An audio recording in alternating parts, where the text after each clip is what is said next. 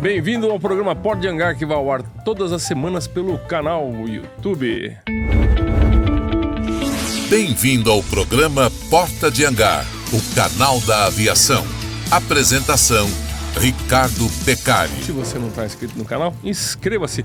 Se você gostar dessa conversa, que eu tenho certeza que você vai gostar, dá um like no canal, divide com seus amigos, porque a pessoa que está aqui agora é comandante Master Internacional e artista como todos nós aqui do Porta de Hangar.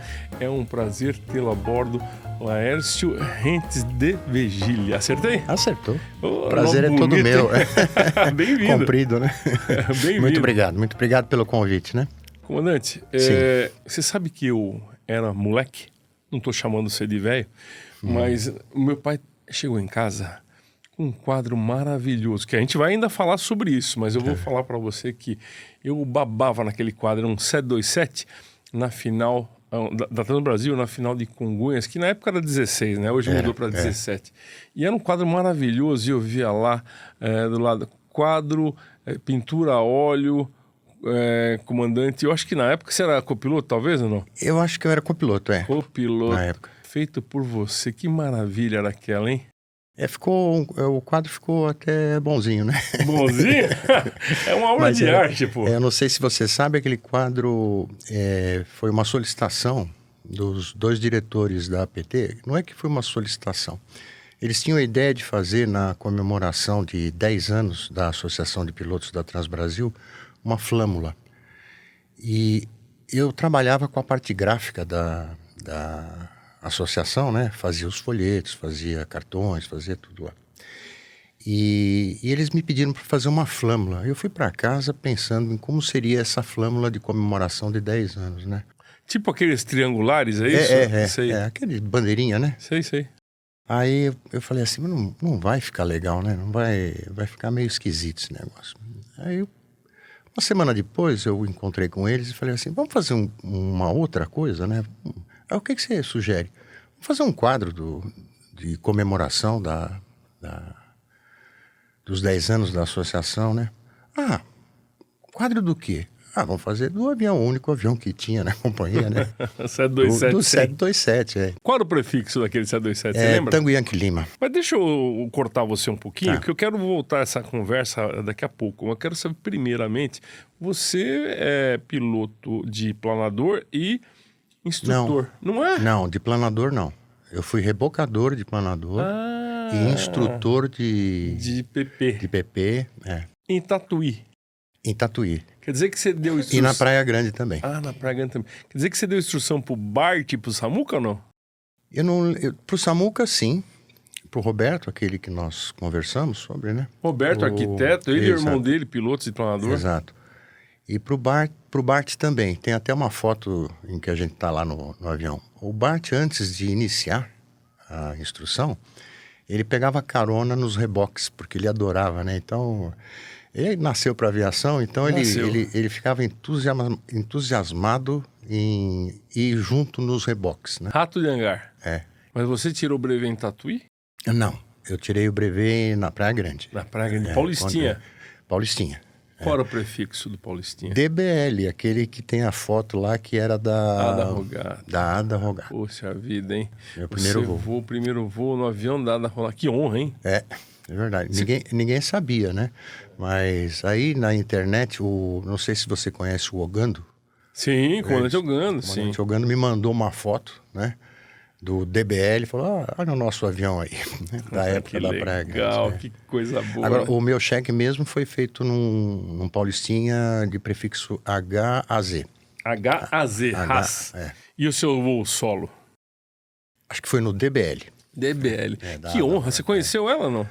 A da Rogato? Não conheci, não tive esse prazer. Não. Ela faleceu em que ano? Vixe, Década de 80. 1986. 86. Eu lembro dela no Aeroclube de São Paulo, uma vez ela foi lá. Nunca encontrei com ela. E assim, eu não conversei com ela nem nada, mas eu lembro dela no Aeroclube de São Paulo. Antes de 80, né? Naquela época que o Aeroclube era tudo aberto lá na frente, era gostoso, que tinha o Vasco na frente lá fazendo passeio panorâmico parado, lembra disso? Era gostoso, né? Era muito bom. Essa boa época. Eu comecei o teórico, fiz lá no Aeroclube de São Paulo. Ah, que legal.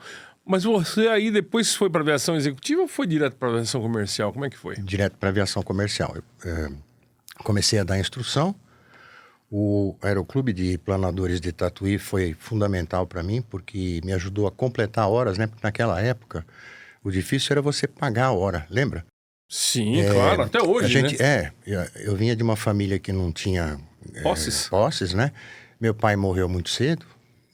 Minha mãe, coitada, teve que arcar com as despesas, né? Então ela se esforçava demais. Mas a hora de voo, mesmo com o valor que eu vou te falar, a hora de voo era cara, era pesada. Opa. Eu tenho até hoje isso na cabeça. Minha primeira hora de voo eu paguei 55, não sei o quê. Mas Como diria o meu amigo Rui Fleming, 55 talaricos. 55 dinheiro da época, né? Que não era barato. Mas, então. E aí o Aeroclube de Tatuí foi fundamental, porque me ajudou a completar as horas, né? Então... E é bom porque dá instrução, gente, dá instrução você aprende com os alunos, não é isso, comandante? É verdade, você não para de aprender. Aliás, eu acho que em aviação você não para de aprender. Nunca, né? Até a aposentadoria. Né? Exatamente. É importante a gente frisar isso, que o cara acha que já chega no avião tirando o papo, mas na hora que chega na aviação comercial lá, troço pequenininho torta, né? Tem que estudar. Tem que estudar. Tem que estudar Aqueles bastante. que não estudam acabam não durando muito na aviação comercial, né? É mesmo? É porque, principalmente hoje em dia, em que a solicitação é muito maior, muita tecnologia embarcada, né? Então o sujeito tem que estar... E, ó... Você chegou a voar... Bom, você voou 727. Voou Bakken Eleven, não? Não. Quando eu entrei na Transbrasil, em 79, estavam saindo os últimos 2 Bakken Eleven. Que é uma máquina bacana, né? Muito legal. Eu lembro direitinho que ele tinha uma cor meio diferenciada, né? Amarelo com marrom e coisa e tal. Verde, parecia um hot dog era. gigante, né? Vou contar um negocinho aqui pra você. Pode contar. Sabe aquele Omega Flight Master? Sei. O relógio? Sei. Minha mãe me deu de presente quando eu me formei como piloto, né? Que legal. Eu perdi o relógio, e é coisa que não me perdoa até hoje, por estar em Congonhas olhando um Bakken Eleven. Eu entrei na cabine do Bakken Eleven, que estava estacionado no hangar da Transbrasil, saí meio aéreo, fui no banheiro do aeroporto de Congonhas, tirei para lavar a mão, deixei o relógio lá. Meu Deus do céu. Você achou 2 quando voltou? Nunca mais. E olha que eu saí e falei, caramba, um relógio. Voltei. Já não estava mais lá. Que coisa absurda, né? Mas você Mas é comprou só para você ter uma ideia. Hã? Você comprou para substituir ou não acabou não comprando? Não, eu comprei uns 30. Tá tudo lá em casa. Mas não é a mesma coisa, né? Não, é sentimental, não é 30, né? É sentimental. Não eu falei 30, mas são outros relógios que tem lá. Então o que eu queria falar para você é o seguinte, que você voou 727 e também voou 767 e o 737 mais moderno. Sim, o BBJ. Né? Qual foi a diferença que você sentiu ou não sentiu? A adaptação foi fácil? Porque estamos falando de reloginho, um avião mais mecânico, o outro mais automatizado, porque o 67 é a era do avião moderno, né? Do Glass Cockpit. Você sabe que eu acho que os aviões da Boeing são muito similares, mesmo o 767. O 727 era um Cadillac, né?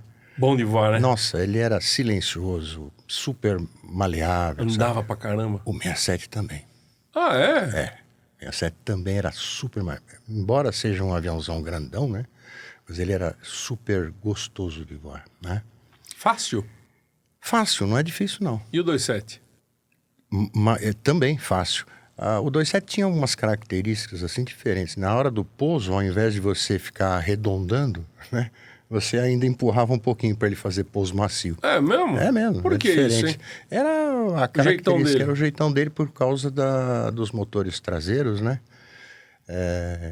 Ele fazia um pouso muito mais macio quando você vinha arredondando e depois tocava. Dava uma Que legal, uma picadinha. Mas isso ainda voando? Ainda voando, Já o 707, que eu voei, né? Já é um avião bem mais... mais complexo, né? Mais lerdo, você tem que se antecipar muito num 707. Ou seja, não dá para você pegar e fazer o que você fazia com 27. Na realidade, o 07 é muito mais pata-choca, né? Muito mais paradão. Era cabo de comando também. Cabo de comando. Mas e tinha o sistema hidráulico também? Tinha sistema hidráulico, mas para os comandos, para o flight controls, era cabo. E questão do motor, o retardo do motor, os dois eram parecidos, eram iguais? Como é que era isso? Quando você ia retomar a potência, ele tinha um retardo, não tinha o 707? Tinha mais retardo que os outros, né? Então, e uma característica interessante é que quando você precisava dar os 4 motores, né? Entrava um do lado de lá, 2 do lado de cá. Festival. Então, você mesmo tinha que você levasse a manete certinha? Mesmo que levasse a manete certinha. E aí você tinha que ficar esperto nisso aí, porque às vezes quando você precisava de potência de imediato, você precisava tomar cuidado. Ficar esperto. Ou seja, chegar num pouso com vento e turbulência, tinha que estar sempre calçado ali. Sempre calçado. Senão ficava feio. Aí você imagina aquele cara que foi fazer o primeiro voo do 707, que não era 707, era Dash 8. Imagina se... como é que é o nome dele? Tex Johnson, eu acho que era. Tex Johnson. Você imagina a coragem que esse cara teve para fazer uma manobra no avião daquele pela primeira vez? É verdade, com certeza. Porque é um avião lento de manobra, né? Tinha que ter energia, né, para fazer esse tipo de coisa. Esse negócio que eu te falei da potência, nós tivemos que abortar, a decolagem era do copiloto, e ele deu com muita rapidez a potência, né? Acho que foi em Campinas, se me falha a memória. Aí entraram 2 motores de um lado e os outros 2 retardaram. O avião queria sair da pista, né? Aí eu tive que assumir e abortar. Cargueiro. Porque... E pode acontecer fácil num avião bimotor. Eu acho que, eu não sei se eu vou falar bobagem agora, você me corrija se eu estiver errado. A hora que você estiver acelerando, se parar o motor nessa hora, fica difícil de segurar, não fica? Tem que estar preparado. Fica porque muito tá difícil, lento, não tem energia. O 07 não, porque ele tem 4 motores, então... Na realidade, eu perdi motor em voo, sabe? Tendo que cortar. E ele voa muito bem com 3 motores. Muito bem. Legal. Mas teve um no Brasil que perdeu literalmente o motor, acho que em cima do Ceará, não foi? Foi. Você lembra disso bem? Eu lembro. Com quem foi? Motor, eu não lembro o nome do comandante, mas era um antigão, né? Da Transbrasil. o motor. Acharam o motor? Acharam depois, lá embaixo, né? Destroçado, com certeza. Eu tenho uma foto em casa dele decolando sem o motor. De lá? Para vazio, né? Para fazer a manutenção depois. AeroStoreAviation.com. Soluções em aviação. A Black Hawk Aerospace é uma empresa especialista na melhoria do desempenho de aeronaves, aumentando as capacidades de voo para níveis incomparáveis, com valores competitivos se comparado à compra de um novo. Melhoramos o desempenho de aviões como King Air, Pilatus e Caravan. Saiba mais em blackhawk.aero. No Porta de Hangar, tomamos o café 7 Senhoras, um café com blend especial, em grãos, pó, cápsula ou embalagem especial para a sua empresa. Mas então, e como é que foi na aviação? Foi por conta de ter ido para a aviação? Você começou a desenhar ou já desenhava antes? Não, já desenhava antes, né? Já desenhava antes e pintava e tal. Eu trabalhei nessa área. Trabalhei em empresa desenhando luminosos de rua, sabe essas coisas, né? Depois eu trabalhei numa outra empresa também fazendo cartazes. Ah, sim. Mas na aviação, como eu te falei, tinha o Roberto lá e me passou a ideia de dar um presente para ele, né? Roberto Cunha de Abreu. É o nome dele? Não, o Roberto, o Roberto arquiteto. Lá de... Isso, Aí me veio a ideia de fazer o quadro lá, aquele que eu te mostrei, né? Do biplano, do biplano, maravilhoso. Grumman Duck, né? E o Grumman Duck é um avião raro, né, agora? É raro. Acho que é esse que está passando aqui na TV. É esse que está passando na tela, né? Pouquíssimos voando, né? Então, é um bonito avião, né? Eu achava o formato dele bonito. Maravilhoso. Mas aí passou pro caso do 27 lá, né? Que foi o quadro de comemoração. Foi o primeiro? Não, o primeiro foi o biplano. Ah, o primeiro foi o biplano. O primeiro foi o biplano, E o 27 foi aquele negócio que eu te falei lá da comemoração dos 10 anos, né, da Associação de Pilotos, e acabou parando na sala do Dr. Omar. Foi um presente da associação para o Dr. Omar. Ele entrou no avião, no 27, eu era o copiloto, né? E aí nós nivelamos e ele falou: o senhor calculou o vento para nós. Né? Ele falava bem assim. Falava assim. Aí depois, não, doutor, aí peguei o computador da Jepsi, né, a bolacha lá, e fazendo meus cálculos e tudo mais, papá. Aí anotei no papelzinho e falei para ele: doutor, o vento está de 120 com 10. Ele parou, ele coçava o nariz assim, né? Isso aí. Está errado. Eu falei: errado? Eu vou refazer. Aí, não, é isso mesmo, dá 120 com 10.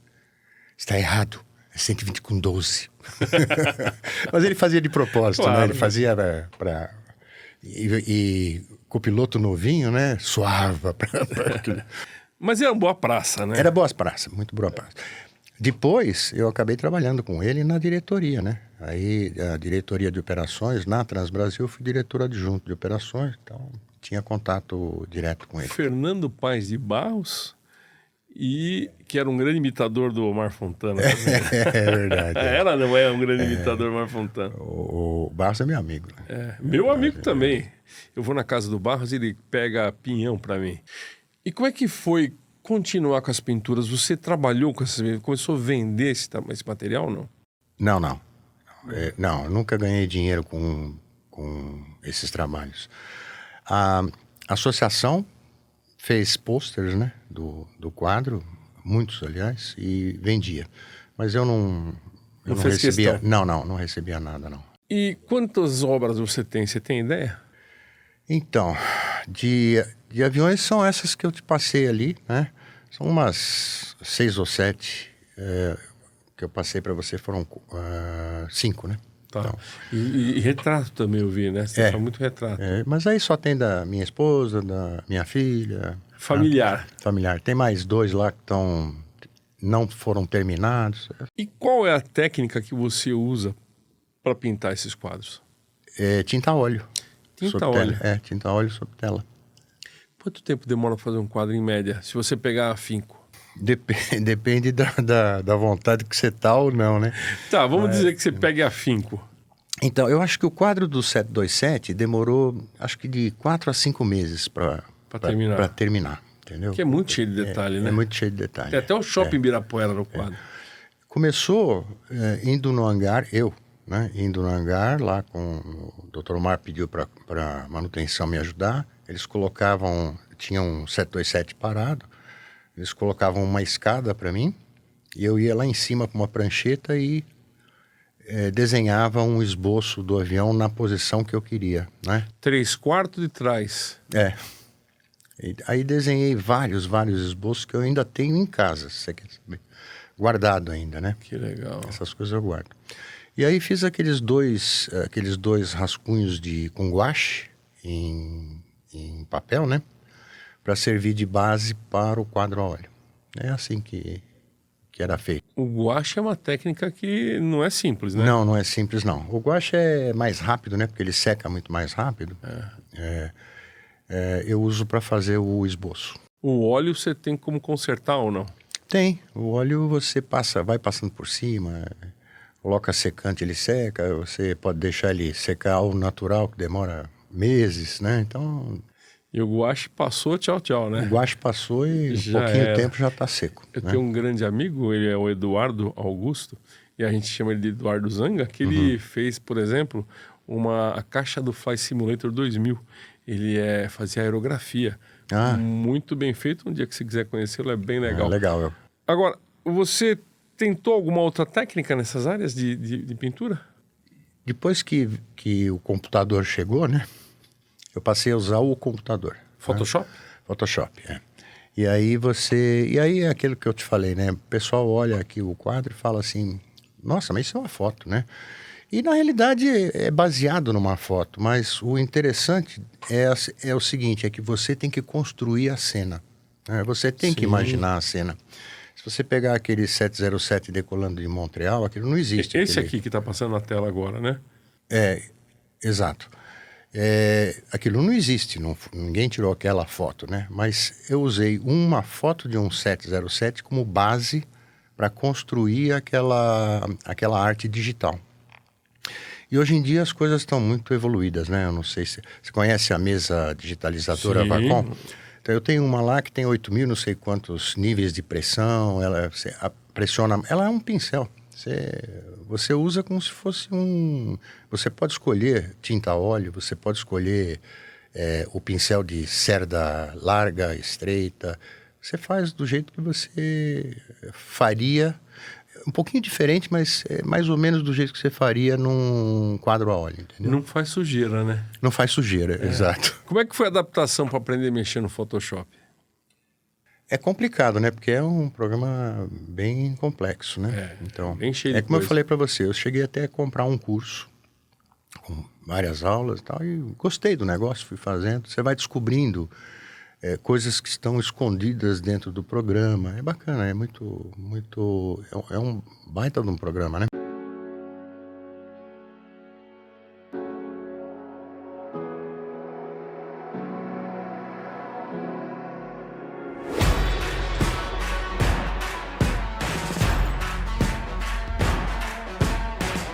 Poucas empresas têm a mesma paixão pela inovação encontradas na Dassault.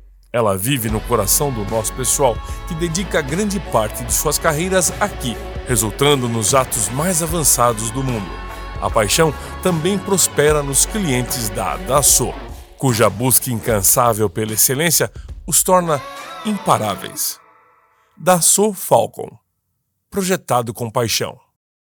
A consultoria da Aerotrading vai além do processo de importação. Seus profissionais atuam para definir qual o modelo mais adequado à necessidade do cliente. Importação de aeronaves, partes, peças e componentes, terceirização de importação e scroll. Visite o site aerotrading.com.br.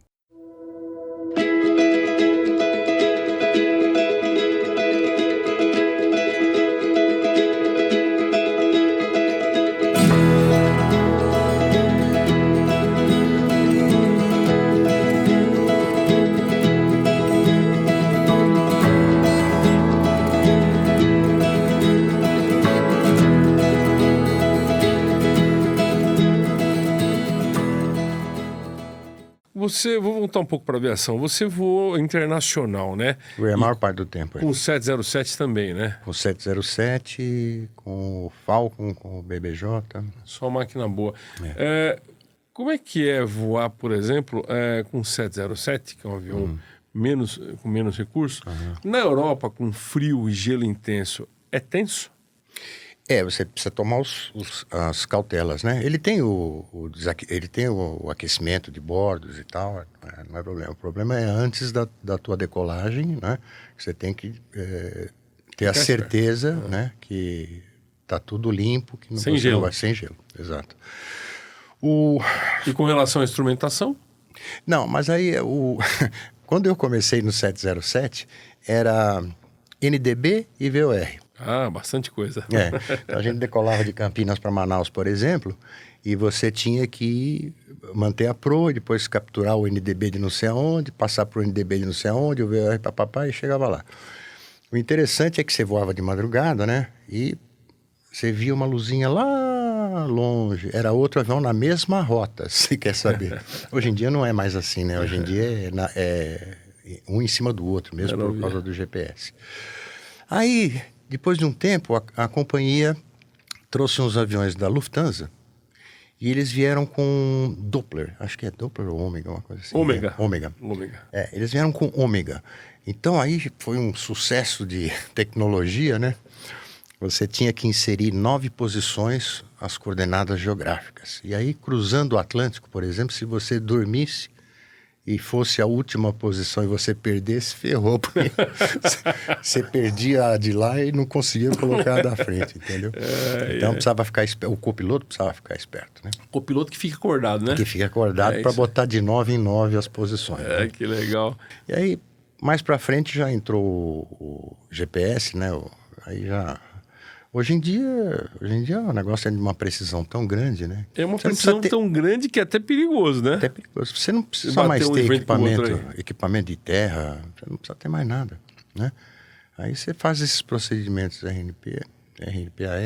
E pode acabar a energia no mundo que você continua voando. Você continua voando. E não, você tem que ter os satélites lá para a posição do GPS. Mas no mundo, no chão, pode acabar a energia que você está voando. Esse que é o grande lance. Agora, eu quero te fazer uma pergunta que eu faço para todo mundo aqui no programa. Troca de cueca.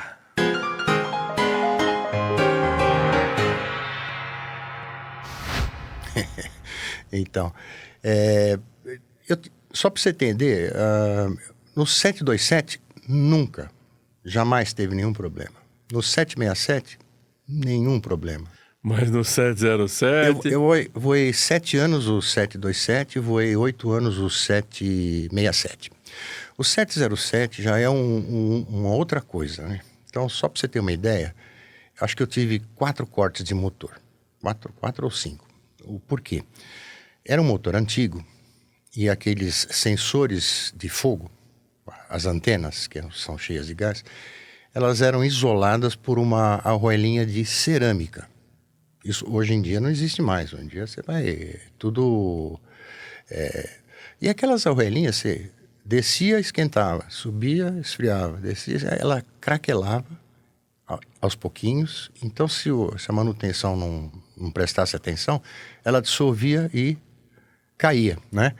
E aí a antena ficava na braçadeira do motor, no meio assim. Qualquer turbulência, ela encostando na braçadeira, dava o terra e tocava o alarme de fogo. E aí cortava. Mas o motor não tinha parado. Mas o motor não tinha pego fogo, essa que é a verdade. Era um alarme falso. Só que o procedimento era checklist, corte e prossegue. Era uma emergência, entendeu? Mas você podia estar com fogo e com o motor bom funcionando, é isso ou não? Não, você tem que cortar o motor. Se você mas necessariamente fogo, o motor com fogo, ele continua funcionando. Ele continua girando, né? Mas ele vai chegar num ponto em que vai... Mas você não vai pôr nada a perder. Corta o motor e boa. Corta o motor e... Ele voava bem com 3 motores. Mas esses não foram os problemas da troca de cueca. A troca de cueca foi num voo da Ingesa. Deixa eu só falar pro pessoal. Pessoal, Ingesa era uma fábrica brasileira que construía canhões, tanques e tudo mais, não é isso? Exato, é. E aí tinha um tanque, acho que era Osório, uma coisa assim, que o seu José, que era dono da Ingesa, queria vender para a Arábia Saudita, né? O seu José era muito amigo, acho que era José, né? Era muito amigo do Dr. Omar, e o Dr. Omar pegou um 707... transformou em executivo, com bar, sofá, camas, etc. E uma equipe do seu José, junto com o general que era chefe das Forças Armadas, e as esposas, é óbvio, né? Nós nos mandamos para Arábia Saudita. Mas eu estava escalado num desses voos da Ingesa, como comandante, tinha o comandante mais antigo, e nós decolamos, fomos para Paris, para deixar as esposas, porque na Arábia Saudita ninguém queria que elas fossem, né? E partimos lá para Riad ou coisa parecida, não sei. Eles fizeram tudo lá, tapete vermelho na chegada deles. Passamos lá uns dias, voltamos para pegar as esposas, pousamos em Paris, ficamos lá 2 dias, fomos para Portugal, avião, espetáculo e tudo mais. Aí que começou. Decolamos para o Brasil, para Recife, decolamos de Lisboa para Recife para terminar a viagem, né? E tô eu na etapa como comandante, decola, sobe, nivela, aí daqui a pouco o flight lá atrás fala, opa, nós estamos com um problema aqui numa bomba hidráulica. E bomba hidráulica não é um bom negócio, nunca foi. Não tem problema, vamos fazer o checklist, então vamos ler o checklist, fazer os procedimentos, vamos tocar em frente. Fez todos os procedimentos, cortou a bomba e tal. Continuamos o voo, um pouco mais à frente, um problema de pressão no combustível aqui, isso era no motor 3, o outro era no motor 4, problema de pressão no combustível aqui, checklist, fazer. E continuando, porque eu estou com o general, chefe das Forças Armadas, vamos voltar para Lisboa? Vamos, né? Aí você fica naquela situação, vamos prosseguir, tá tudo bom aí o tempo, tá? A hora que decide, tem que decidir nessa hora. Tem que decidir nessa hora. E o avião tá indo, Marzão. né? Marzão, Atlântico. Aí resolveu aquele problema, rapaz, vamos dar uma descansada, vamos tocar a vida. Mas lá pra frente, me pifa o radar. Eita, e o tempo tava bom. O tempo tava bom até então. Boitatá, Saci Pererê, Vela Preta. O radar era, não sei se você lembra, antigamente era aquela tela preta com verde. É o radar russo. Radarov. Aquilo lá ele começou a fazer borrões lá na tela, né? Falei, ih, Cássio, acabou. Perdemos o radar. Eu olhei para o copiloto era o Ares, se não me falha a memória. Ele olhou para mim, os dois demos risadas. Não tinha outra coisa para fazer. E agora? Só que aí a gente tinha passado o point of no return. Ou seja, não dava mais para voltar. Ou seja, vamos embora. E aí que o bicho pega. Entramos na ITCZ, que é a zona de convergência intertropical, que pega, às vezes baixa, vai até Fortaleza, Recife, sobe, né? E ali já estava meio encrencado o tempo. E aí que... Mas tem Ilha do Sol, não tem? Perto? Não, ficou para trás. Ficou para trás. Ficou para trás, né? Tem Fernando Noronha lá na frente e tal. Mas aquela Fernando região... Noronha de 707? Não dá. Fica apertado, né? Fica apertado, não dá. Não é possível. Tinha que prosseguir para Recife ou então... Demos sorte.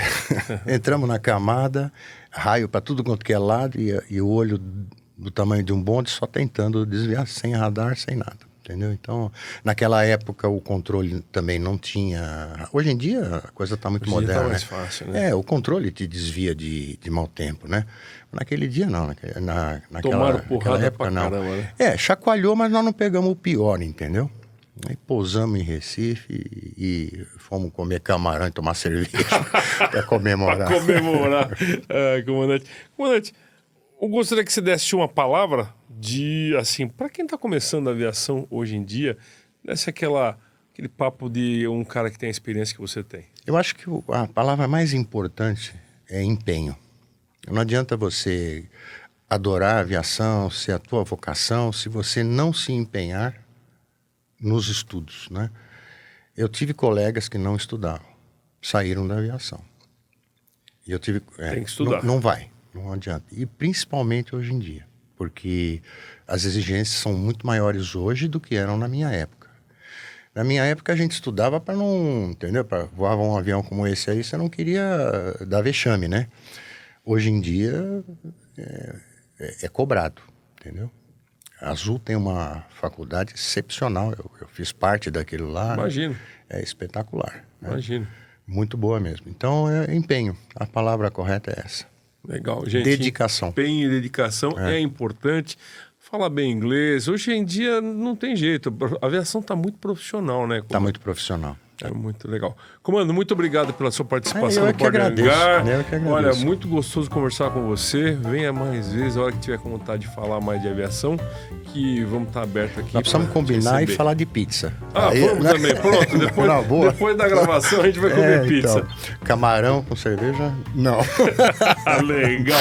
Se você gostou dessa conversa com o comandante De Virgílio, divide com seus amigos.